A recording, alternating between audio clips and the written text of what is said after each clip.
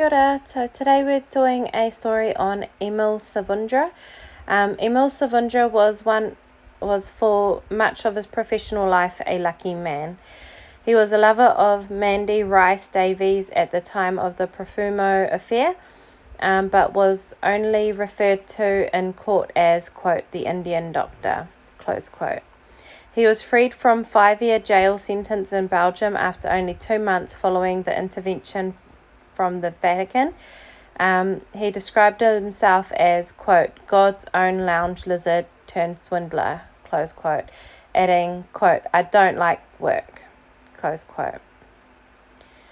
Born as Michael Marian Emil Anacletus Savundranayagam in Ceylon on 6th of July 1923. He had been involved in a number of shady businesses in China, Ghana, and Belgium before he arrived in Britain in the 1950s. After discovering that anyone could become an insurance broker if they had £50,000, and he founded Fire, Auto and Marine, otherwise known as FAM, in 1963. The company offered very attractive deals. Premiums were half the cost of other insurance brokers. Savundra explained, quote, my methods are the most modern and cost-effective. Traditional insurance companies need to charge exuberant prices because of their out-of-date systems load them with big overheads and costs, close quote. Money began to pour in, by some estimates as much as £40,000 per week. The law dictates that an insurance company must have enough assets to meet claims, but the money that came into FAM quickly left again via Savundra's wallet, buying him luxuries, including a speedboat. It was 2 years after the formation of the company that money had begun to exceed the money going in. Initially, Savundra told his staff to limit payouts to $10,000 a week. The Board of Trade demanded to examine the company's books, but Savundra filled them by producing fake documents from Liechtenstein stating that FAM had more than £500,000 of government bonds. It only delayed the inevitable. As FAM collapsed, so did Savundra. Taken to hospital with a conveniently timed heart attack, he fled to Switzerland and then on 9th of July 1966 to Ceylon. 24th of July 1966, the company was wound up, leaving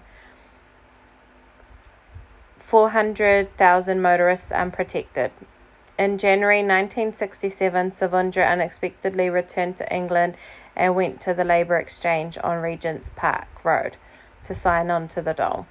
A week later, he received a write from the official receiver for $386,534. A comedy sketch on the Frost program about a thinly disguised Savundra prompted him to ask to appear on the program. On the show, Savundra said, quote, I am not going to cross swords with the peasants. I came here to cross swords with England's greatest swordsman, close quote. David Frost responded, quote, nobody is a peasant.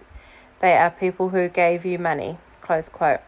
Savundra responding, they have given me nothing at all. He claimed he had no legal or moral responsibility to his former customers.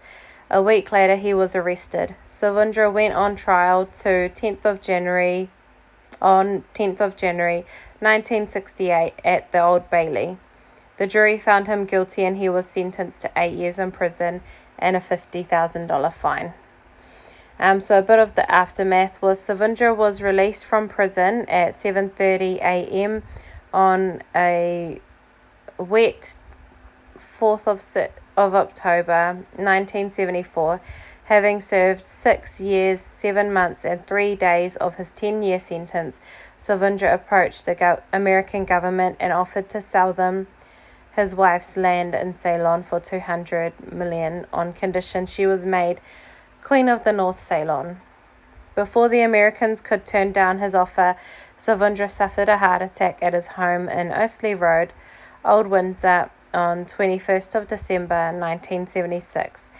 He was pronounced dead on arrival at King Edward Hospital. At the end of 1977, FAM's creditors received a dividend of 30 pence in the pound, or 30 pence to the pound.